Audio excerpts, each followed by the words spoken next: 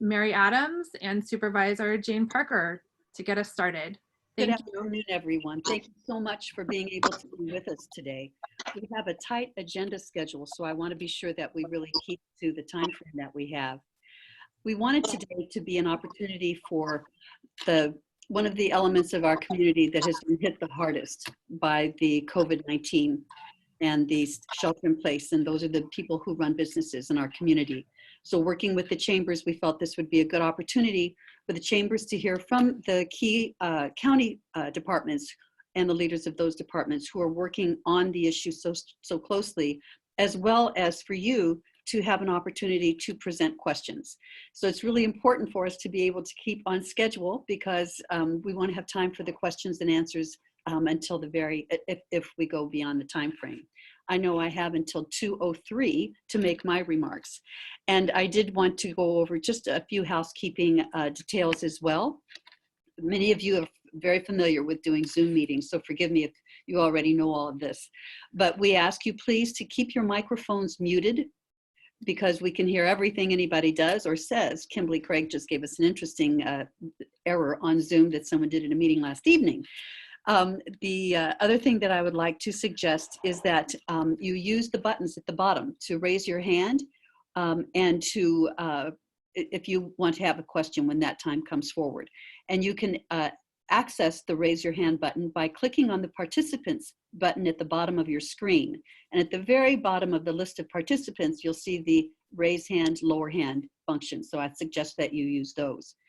And then again, we would suggest that you use the chat box as well, where you have the opportunity, both publicly and privately, to post questions or comments that you would like to make throughout the webinar that we have at this point.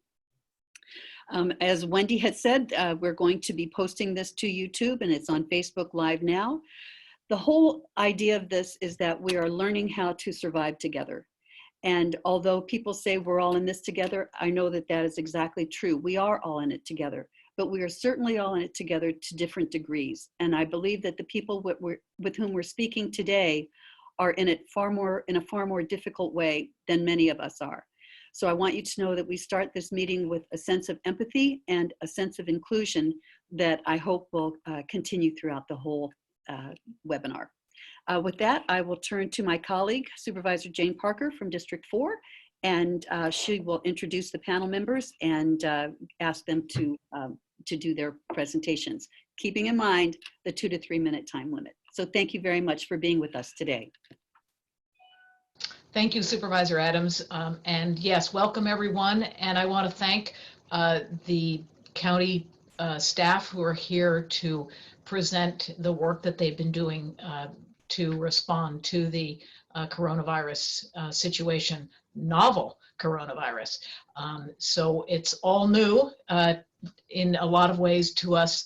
I want to, you have a star-studded cast of county staff, and I'm just going to call each person's name as we go and ask you to give the group like 2 to 3 minutes of the work that you've been doing.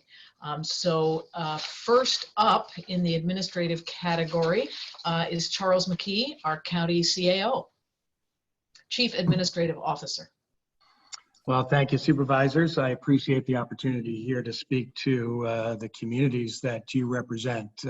Obviously, one of the most important things in a situation such as the pandemic we're facing is to make sure that we get the information out to the public about the resources available to them that we can help shepherd, whether those are state or federal or county resources that we can help marshal together to provide to the constituents that we serve. As you know, government is really important at a time of a crisis. This is why we have government, to address crisis situations, emergencies. This is the function, the main function for government is protecting the people that we serve. And we have a lot of plans that we've been working on over many years to address this type of situation. whether it's through the administrative office or our Office of Emergency Services or in our Emergency Operations Center, all of which have been activated as emergency services, through the District Attorney's Office, the Health Department, the Sheriff, and all the people that will be talking here today. That those resources are available to the public and are marshaled for exactly this type of situation. In addition, everybody should know that we have those plans in place, such as sheltering plans, such as alternative care sites, and economic resources, economic assistance plans that are available for the public. That this is the time that we're going to roll those out and make sure that everybody knows that they're available, that we can care for the community we have and facilitate ultimately a recovery for our community. So I appreciate the opportunity, supervisors, and if there are any questions specifically for the administrative office, I am here to answer. Thank you, Charles. We'll move to Dwayne Woods, the County Budget Director. Thank you very much, and I appreciate having time on this podcast or Facebook Live to describe where the county's at right now. The county, luckily, is in a position of good cash flows. Luckily, through the years, we've been very prudent and created reserves, including strategic reserve and various different reserves for reasons. So the county right now is going through its budget process, and we're endeavoring to make sure that anything that we do at the county has a positive impact coming out and helps the county be resilient, not only for the county as an organization, but for the local businesses that we all depend so closely on. As we stand right now, the county is deep in its budget process. We're taking impacts from loss of TOT, transit occupancy tax. We expect that to be one of the first leaders of revenue streams to go down.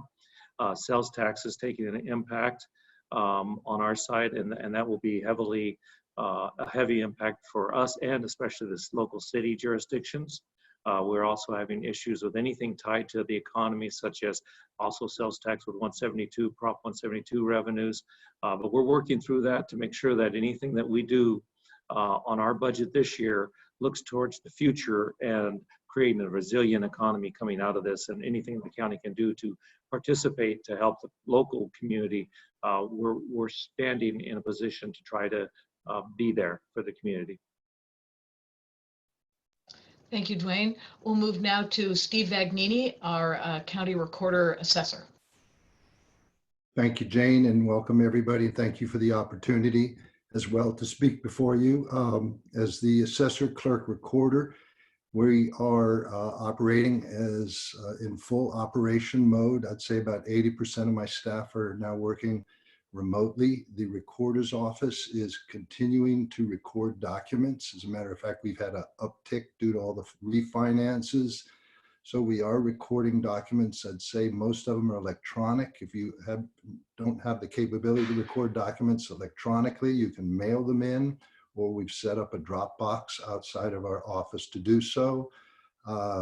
Vital statistics that you need are on a mail basis. You could go to our website and get marriage licenses, birth certificates that way, and marriage licenses. We notaries all around the county that can issue confidential marriage licenses can continue to do so. So we're operating as efficiently as possible.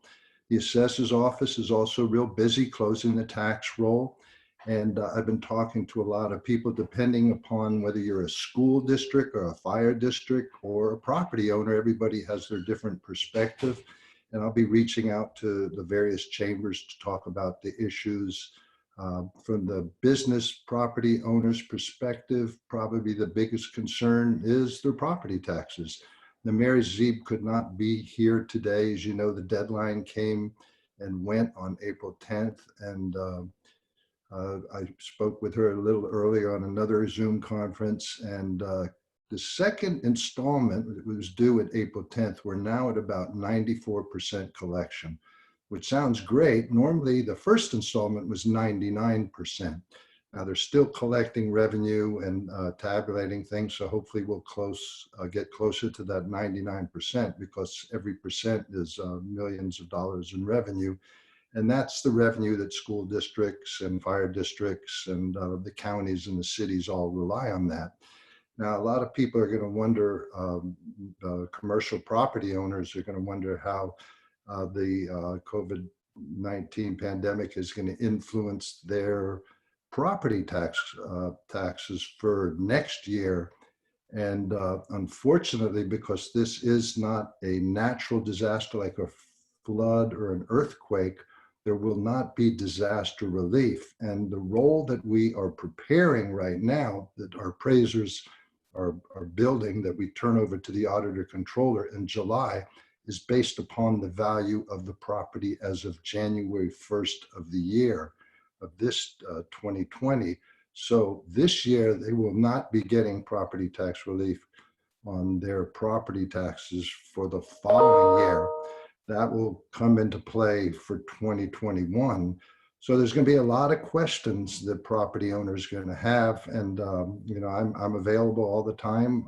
We're answering phones. And if there are any of you in the business community, I see a lot of our chamber directors are there on the call right now. Feel free to call me anytime and I can address any specific questions. So once again, we are there for you. We are fully operating and just doing what we have to do. So I'll be happy to answer any questions later as well.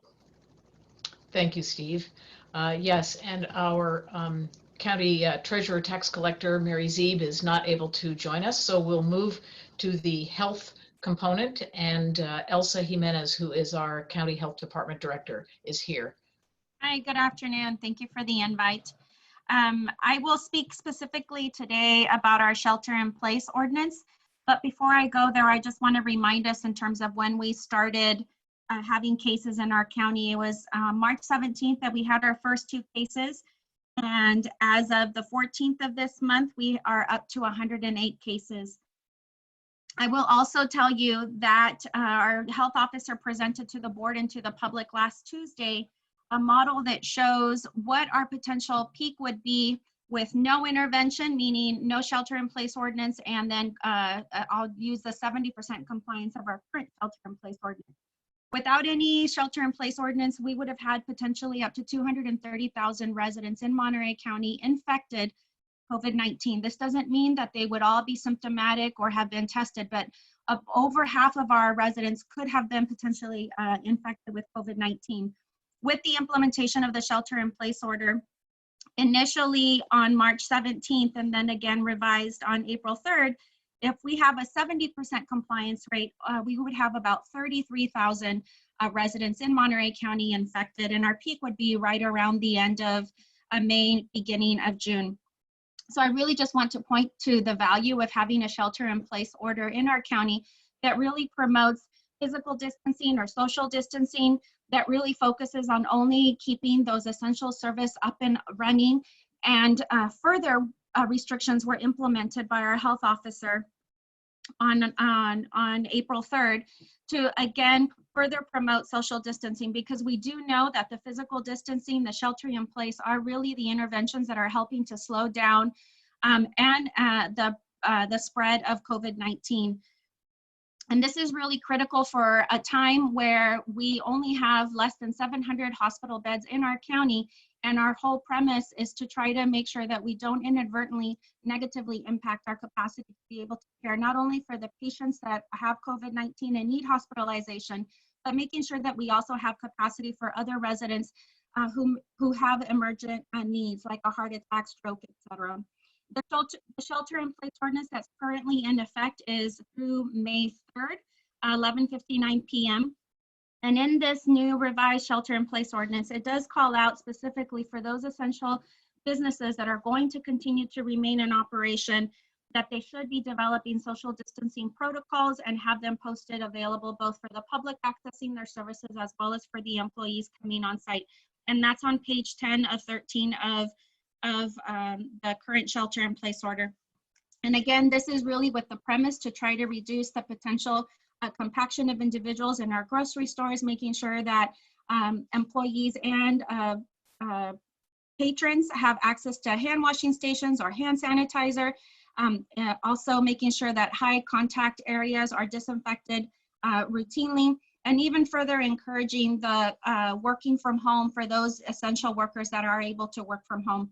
I know that it is a very difficult time, both from a public health perspective. Unfortunately, we have had 3 of our residents lose their battle to COVID-19, but we hope that if we continue to be compliant with the current shelter-in-place order, that we would be able to help reduce the number of people infected and ultimately help preserve lives. Our health officers across California, as well as our state health officer, are currently having discussions about the current statewide shelter-in-place order, as well as county-specific shelter-in-place orders, and beginning to follow the governor and the state health officers' 6 indicators that were shared earlier this week by the governor on Monday, and beginning to identify, what are some restrictions that could be lifted, when could those restrictions be lifted, for what period of time, so that as we continue to monitor the number of cases in each jurisdiction. How this will be rolled out will be very different from one county to another county. Again, we are all at very different, unique situations in terms of our case count. And I know that our health officer is taking into consideration all factors and will be looking at potentially revising his shelter-in-place order when the time is right in the next coming weeks. But all in mind with still trying to preserve lives, preserve public health, while at the same time beginning to allow some of our sectors to be able to go back into operation. And I'll take any questions you may have at the end. Thank you. Thanks so much, Elsa. Appreciate all the work that you and your team are doing. We'll move now to Economic and Workforce Development. We'll start with Chris Donnelly from the County Workforce Development Office. He's the director there.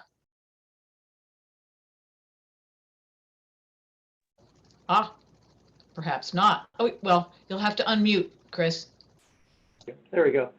So good afternoon, everybody. Chris Donnelly, Workforce Development Director. So where the Workforce Board is really assisting businesses is right now is that we receive all the warn notices of layoffs of 50 or more, and those are considered mass layoffs. So what we do is that we try to provide individuals that have been laid off with information on how to apply for unemployment insurance, other resources that they might need during this difficult time.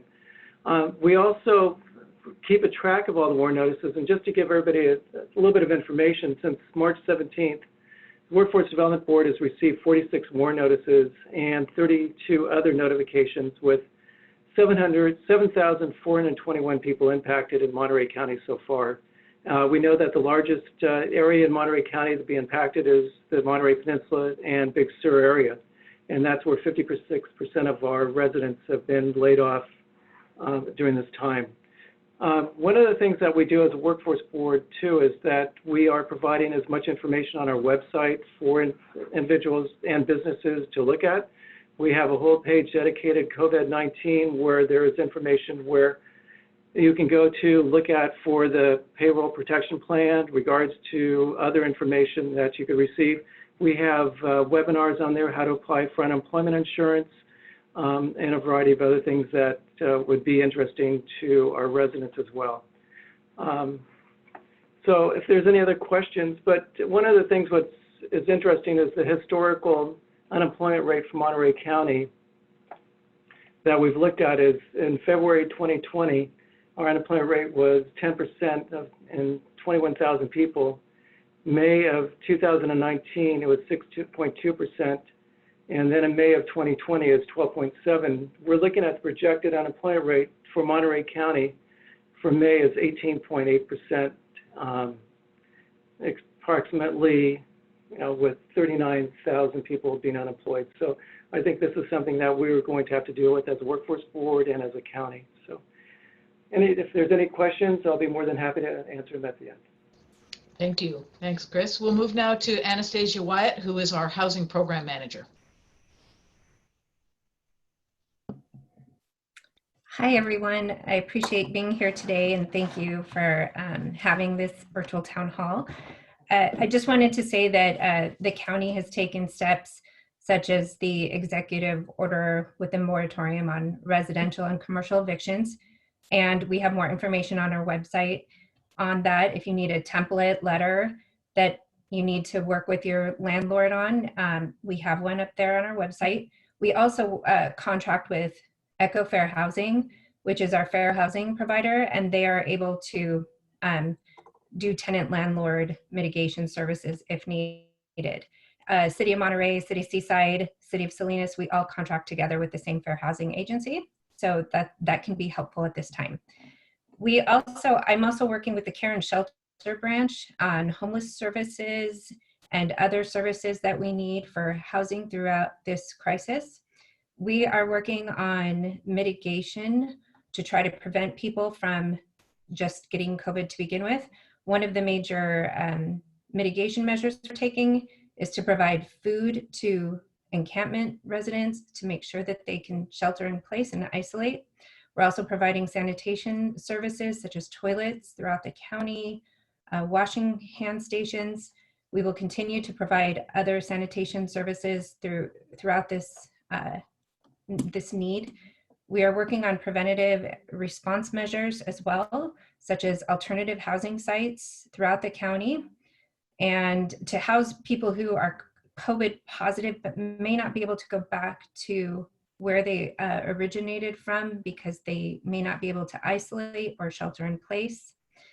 The other major activity we are working on is coordination of funding resources with multiple agencies, such as different cities, different nonprofits, trying to build on the services that we already have, like rental assistance programs, getting food to the food, more funding and food to the food bank, other really vital programs that people need at this time, and as well as business assistance financing. So all of those are major endeavors under housing and community development here. Thank you, Anastasia. And we'll move now to Debbie Bradshaw, who is in the County Economic Development Office.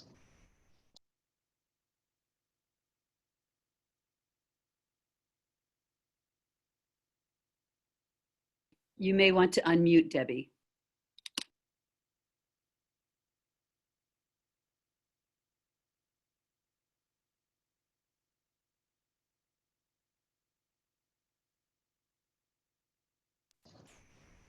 Her microphone indicates that she's unmuted, but I don't, well, we may need to come back. Maybe Lori, you can work on the issues with Debbie's audio, and we'll move then to, and we'll come back to her once that's been taken care of. So we'll move to social services. Lori Medina is our County Social Services Director. You want to unmute, Lori?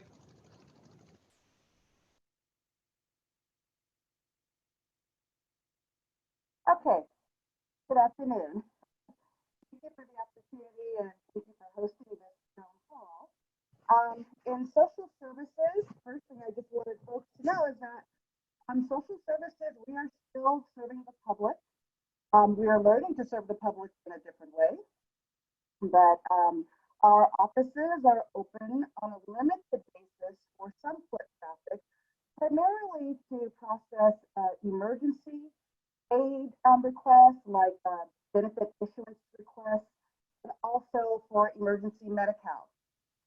We also are accepting applications for financial and SNAP, CalFresh assistance via our website. So there's an application www.cforyourself.com, and that's also available in Spanish as well. And so people are able to make applications for assistance through that website.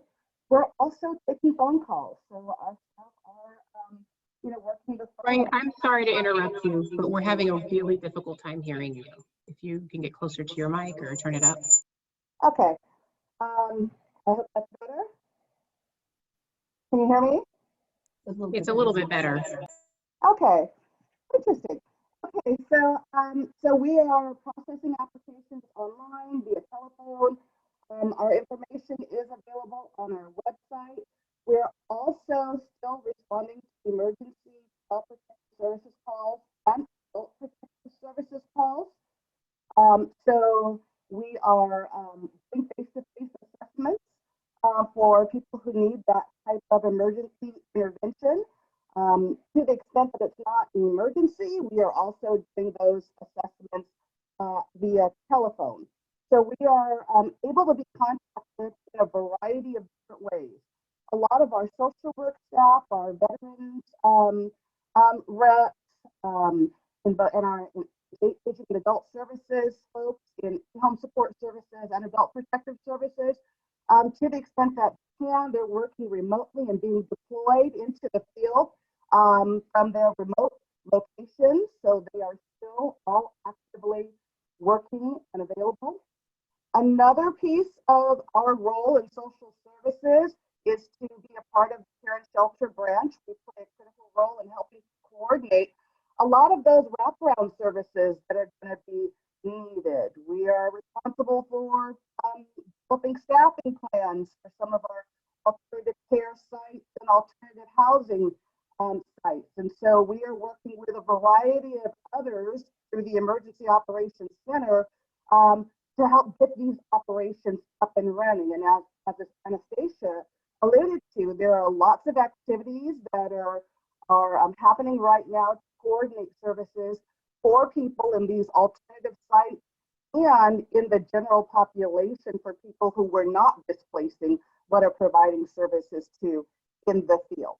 And with that, I'm happy to take any questions at the end. Thank you. Thank you so much. Should we try Debbie Bradshaw again?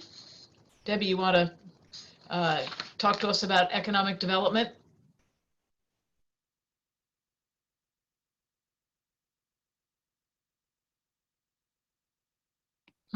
Jane?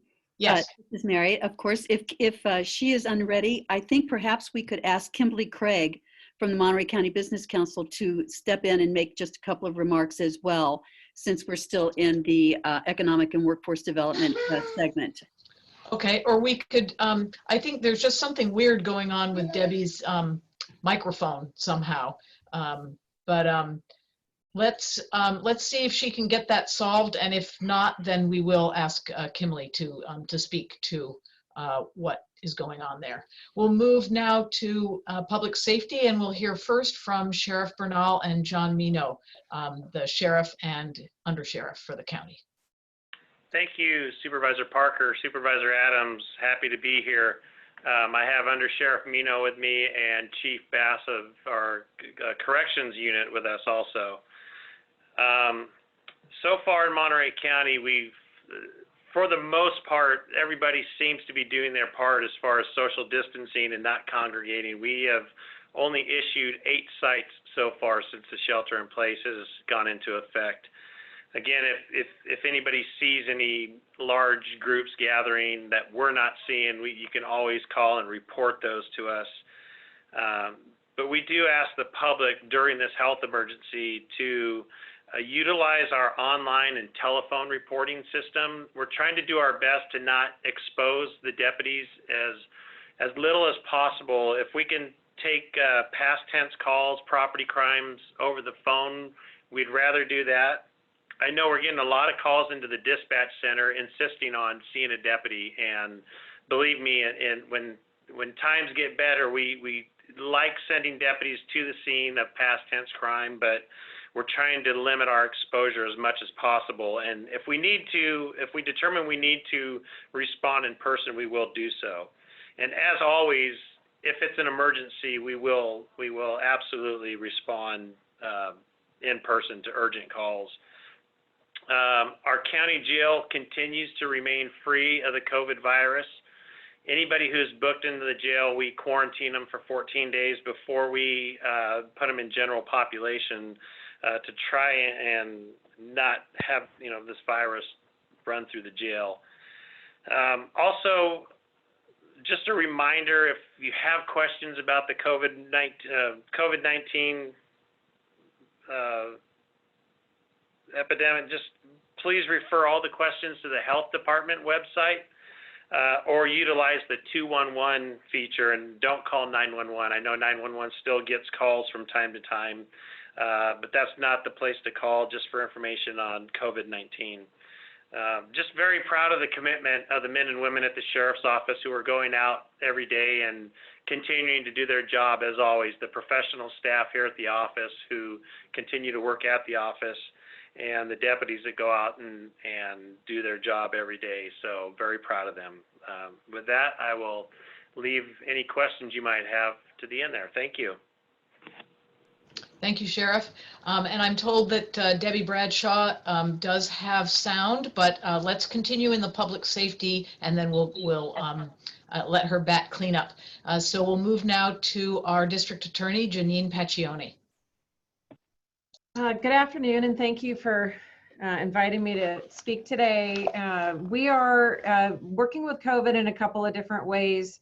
We continue to do what we normally do, which is review file cases and prosecute them to a very small degree in terms of the prosecution, because the courts have essentially come to a halt, with the exception of a few cases who are in custody, and those cases need to be dealt with immediately.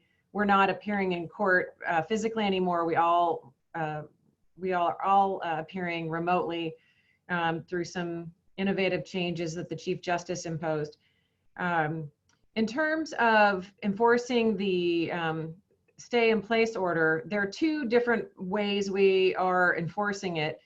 One is attacking price gouging in our community. We all know that we've gone to the grocery store and there's no toilet paper, there's no bottled water, or other essentials, cleaning products. And so we have 5 specially trained prosecutors who deal with consumer fraud, and we think, you know, price gouging certainly falls into that category. They're abusing consumers by raising the prices greater than 10%, and we're asking people to report that to on our website. There's a complaint form. Our investigators go out. They talk to the store owners. They start asking questions about how much the price was before COVID and the order was in place, and how much their price is now. And so we have a number of investigations going on that. Right now we have 60 complaints that have been opened, with 45 stores being the focus. Some of the stores have repeated complaints, which is why that number is different. We've been able to close out 15 of them because we've determined that the raise in the price was a legitimate raise in price due to the price being passed on to them from the supplier. And we are now in statewide investigation into litigation for those state suppliers who are pushing the larger prices down to the local vendors. So we're cooperating and collaborating with other district attorneys' offices to pursue those investigations. The other part that we're doing is the stay in place order, or the shelter in place order. And those involve businesses that are not essential businesses and are continuing to operate in violation of the order. We are trying to approach this with a compassionate and educational approach, which doesn't always work. And then we need to take additional action, which we will do if necessary. We have found that businesses, once they understand the restrictions and that they don't fall within an essential business, that they have been compliant with closing their doors after we contact them. Some businesses aren't, and those that are essential need to make sure that there's proper noticing of what precautions are being taken to ensure social distancing in the business.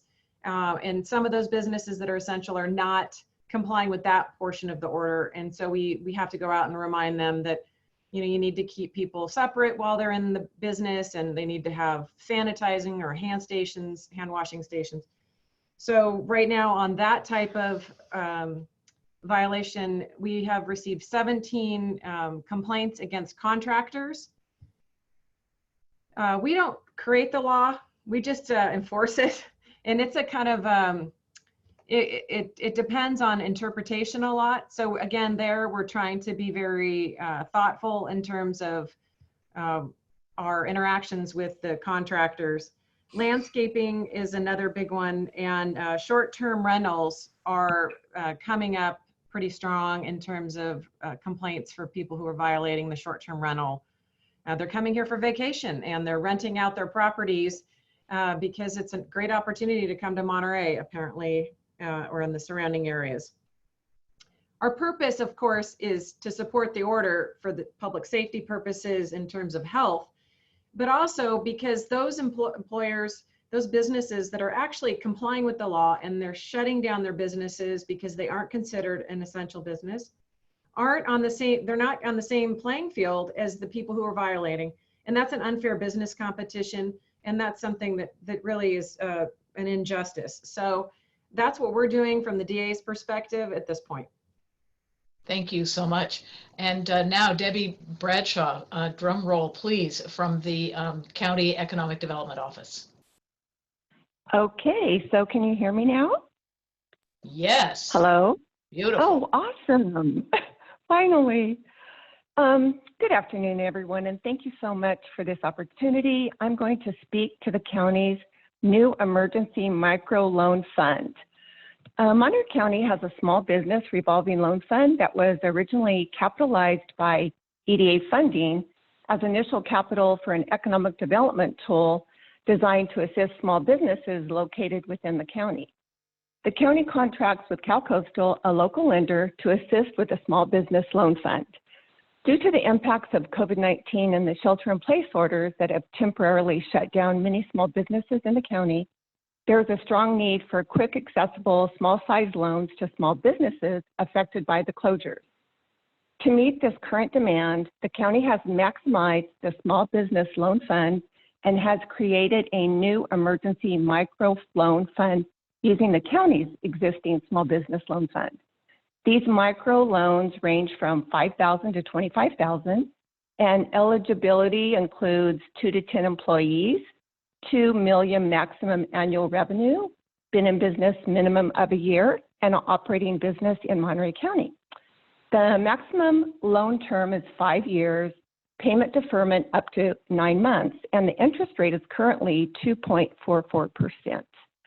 The underwriting, approval, and closing process has been streamlined and is designed to facilitate rapid deployment of capital to businesses, and it is expected to take only days to fund. The county has approximately $661,000 in federal funds available for lending.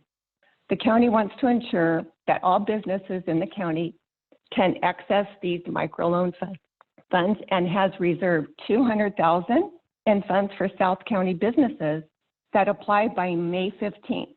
After that, it will be first come, first serve. CalCoastal is host to the Small Business Development Center and can assist small businesses in filling out their online applications or either by going into, either by calling or visiting the website. They also, in addition to the county loan program, they also will assist with the SBA loans that are currently available. And the assistance is also available in Spanish. So the county looks forward to continuing to serve the small businesses in our community during this economic and health crisis. And I'm available for any questions. Thank you so much, Debbie. And thanks. That brings us to the end of the quick presentations by county staff. We'll move now, hand it back to my colleague Supervisor Adams to facilitate the next portion of this meeting. Thank you, Jane. And actually, I'm going to back up just a second and ask Kimberly Craig from the Monterey County Business Council to give a couple of words as well. And it falls perfectly following Debbie Bradshaw's excellent report. So Kimberly, I think you're available. Yes, I am. Thank you. First and foremost, thank you for having me. I'm Kimberly Craig, Monterey County Business Council, and I just want to speak a little bit to some of the proactive measures that we're taking with small businesses here in Monterey County. We recognized pretty early on that there was a tremendous amount of confusion over the legislation on some of the SBA loans that came out. It was over 800 pages and it keeps changing. It changed again this morning. The two major loans that were offered for small business small business assistance was the Paycheck Protection Program and the Economic Impact Disaster Loan. And the Economic Impact Disaster Loan had up to a $10,000 advance attached to it. And the Paycheck Protection Program was designed to help employers pay their employees for up to 8 weeks during the time that everyone is ordered home. We got news this morning that both of those programs have been tapped out. They reached the $349 billion cap. And so we are in a position now where if I can hypothesize, just based on the amount of blowback that is going on right now with that, I would presume that Congress will be allotting more money to it. There's no guarantee right now, and it's obviously a Democrat versus Republican discussion. But I do think that there is some agreement in terms of recognizing that we need to increase the capped levels of both of those programs. So nothing in stone yet, but Monterey County Business Council has been holding weekly free webinars in partnership with the County of Monterey, the Economic Development Department with Debbie and Anastasia, and also with the City of Salinas. And I'm grateful to the Chambers of Commerce. I know Pacific Grove has had it, Monterey has had it, City of Salinas has had it, the Mayor of Delray Oaks has pushed out the information, but it is available on our website, which is www.mcbc, Monterey County Business Council, mcbc.biz.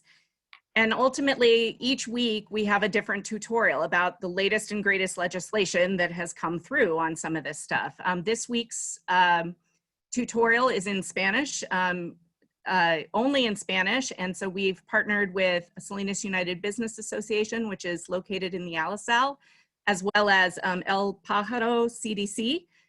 They are going to be talking about some of those loan programs that are available. There are other SBA loans that are available to some of those small businesses, including the SBA Express Bridge Loan and the SBA Debt excuse me, it's a tongue twister, SBA Debt Relief Loan. And so there are other options available. There aren't, they aren't as, the ones that the CARES Act put forward had forgivable money attached to it. The ones that the SBA are currently have available do not have that level of forgiveness. So I think we can just have our fingers crossed that that ultimately those two sources of revenue for small businesses will come back. Thank you so much for your report. And I know that we have your information that will be put at the end of the slide program. That really dates me, doesn't it? At the end of the Zoom, so that people can access the Monterey County Business Council. And thank you very much for that. So what we'll do now is go to the various chambers. Each chamber was asked to either give comments or ask a particular question. And we'll start with Frank Geisler from Monterey Peninsula Chamber of Commerce, who actually was very helpful in coming together to start this town hall today. So Frank? Yes, good afternoon. Thank you very much, Supervisor Adams and Parker and everybody at the county level. Monterey Peninsula Chamber is working very closely with our Peninsula chambers, and we've also started a close alliance with our CVB and the Monterey County Hospitality Association to provide a unified message and also a position statement that is common. We've also had a very good partnership with the City of Monterey that we formed just in the beginning of the pandemic. And this was to respond to, first of all, the threat of the virus, of course, and then the plan for the recovery. I just want to say briefly that as a result of this, the Chamber has started a small business, Monterey Peninsula Small Business Relief Fund with the Community Foundation. And the purpose of that is, of course, to gather, donations, but also to afford grants to small businesses on the Monterey Peninsula. And it's not the relief fund. It's not that one. This is for COVID-19 relief fund is specifically for the nonprofits The one we just started is affording grants and loans to small business particularly. So next week, we hope to start having, significant news about the funding and the jump start of that initiative. So there is one question you asked that we collect some questions from our members. There is one question I'd like to ask specifically the health officer, and this is coming from our member.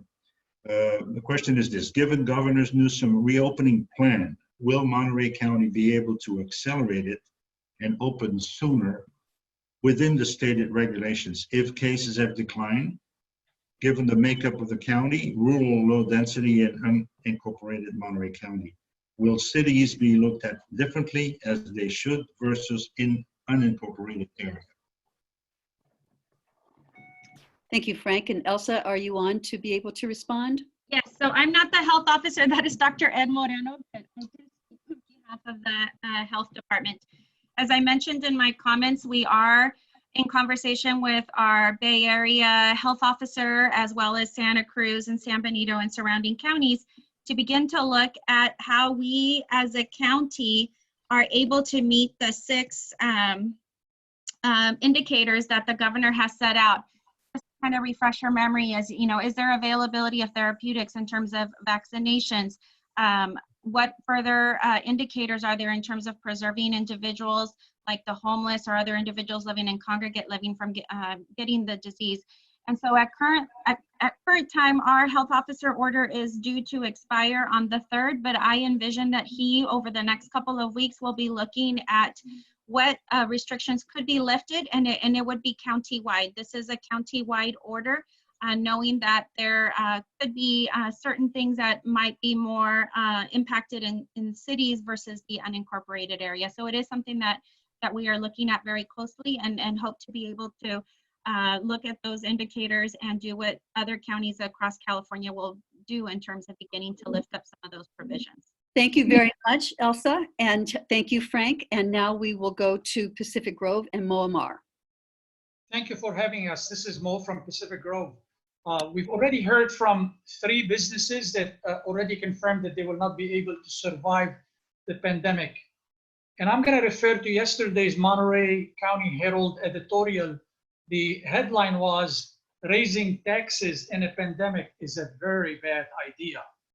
And the closing of the editorial was, "We should be encouraging economic growth and recovery rather than the split roll, which is taxing the commercial properties on the November ballot," which makes no sense, stated the editorial. My question to our lovely supervisor: what's your position on the split roll? Well, I'm not sure if you're directing that to me. You. I think I would always, in situations like this, defer to my budget director, Dwayne Woods, who may or may not still be on the call. Yeah, I would say the county's position is we'll implement whatever the voters choose, understanding that split roll is an immediate higher tax for the commercial properties. From an economic standpoint, there's no doubt that I think right now it would be a huge hit on your commercial business, and I would agree with you that it's probably the timing is not right for that from an economic standpoint. However, when it was first put on the ballot, no one knew we were going to go through what we're going through right now. So, but from an economic standpoint, I think it's going to impact that. Now, if you'd like some real specifics about the technical aspects of it, definitely we've got the assessor on the line, and Steve Vagnini can talk really in some detail about it. Thank you. Thank you, Dwayne, and thank you, Mo. And now I will go to Elizabeth Vitorisi-Suro from Carmel Valley.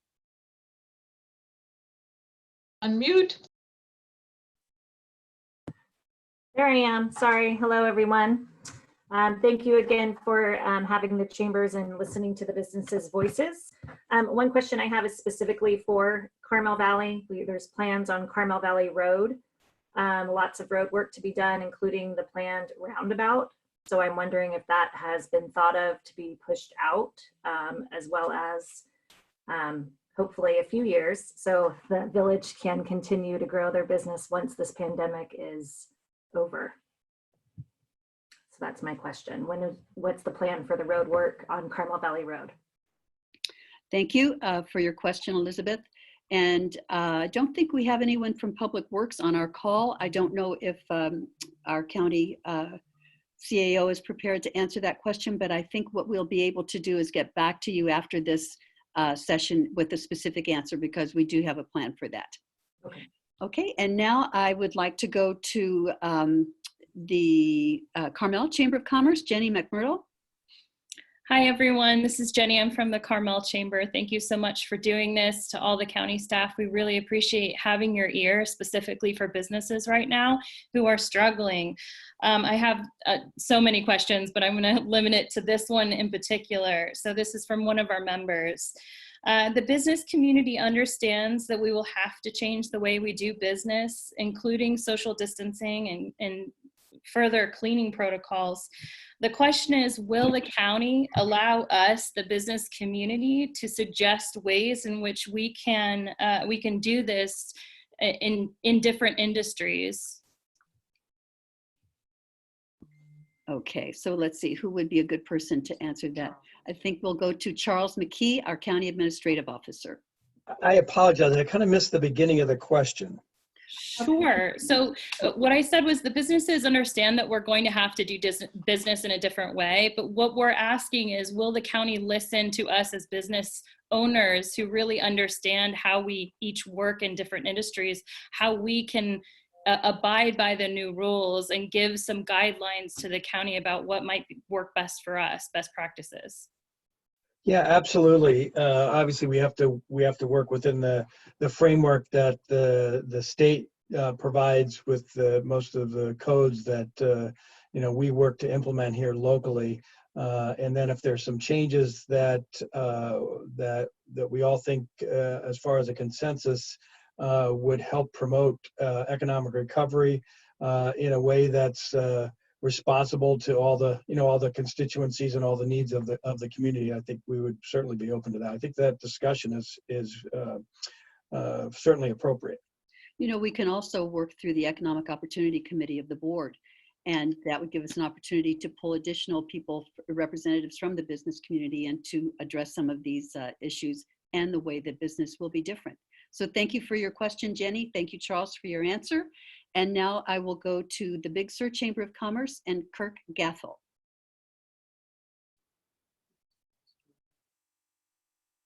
And if you can unmute Kirk. Is he coming in? So rather than waste any moments, I will come back to Kirk, and instead I will go to Elizabeth Plant from the Marina Chamber of Commerce.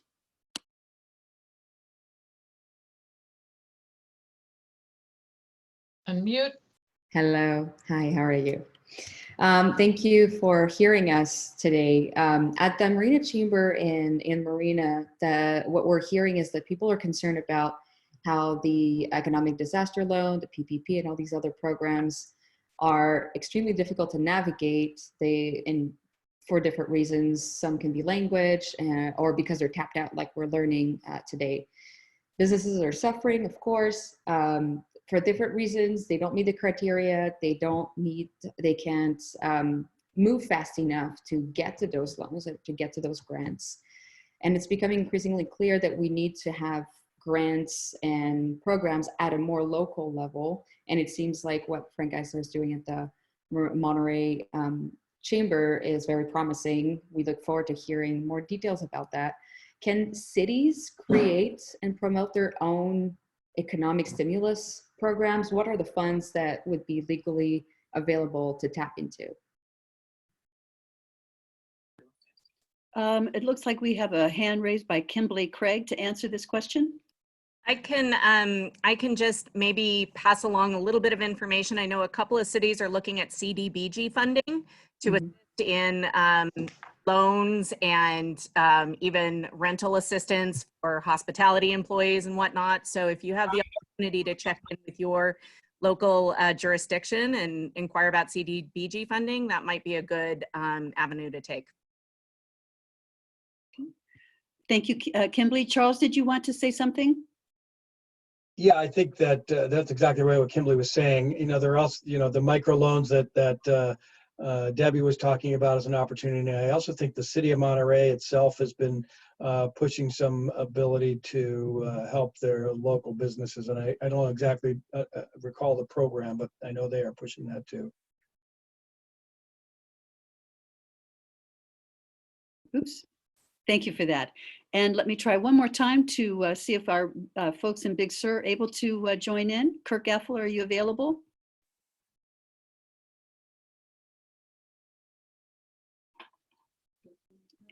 I think he's unmuted. I'm not sure why he isn't coming through.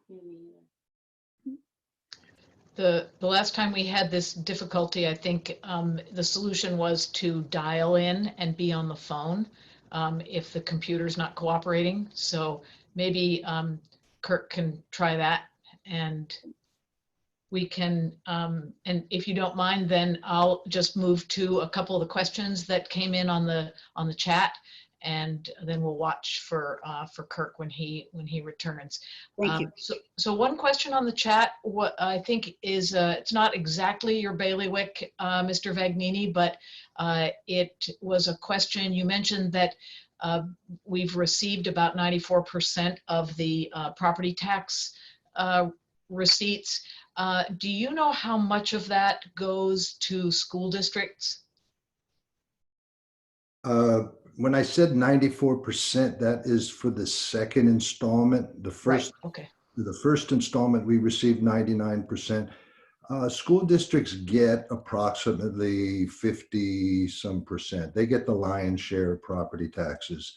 However, you have to understand that most of our school districts do not rely solely on property tax. They do, but they get their money from average daily attendance. The school districts that would be impacted are basic school aid school districts, which are Pacific Grove and Carmel Unified School District. And if you will, if you give me a moment, I would like to address Mo's questions on the split roll. Interestingly enough, as Dwayne said, we don't take a position because my job is to implement what the voters decide. However, that being said, I was on an hour-long Zoom meeting, of course, today with my colleagues throughout the state, California Assessors Association. And although we have not taken a position on the split roll, there is great opposition to the split roll. Some counties think they would end up losing revenue, the costs would be higher, and the large counties especially say it would be impossible to implement the split roll. There's not enough commercial appraisers around. There are too many problems with the bill as proposed to be able to implement it. I could go into detail, we don't have enough time. So anyway, it may not be the best idea for what they're trying to accomplish. Thank you, Steve. Appreciate that. I see that Kirk is cradling the phone, so let's see if that will work to let him ask a question from the Big Sur perspective. Thank you, Jane.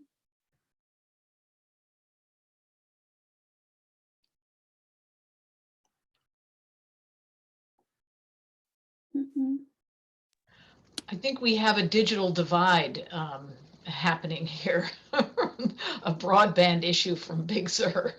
We're working to fix that.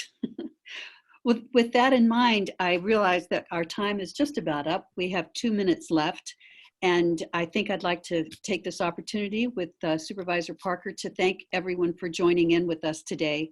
I wish that we had a little bit more time because I know there are a number of questions in the chat room that people would like answered. And my hope is that we might be able to take a look at some of those and get back to people individually with the answers. You have all been working so hard, everyone on the call, but more importantly, the people who are living in our community to really try to flatten the curve and maintaining social distance. And at this point, I think that's one of the most important things that we can do as we hear from one another, from around the state, around the country, around the world.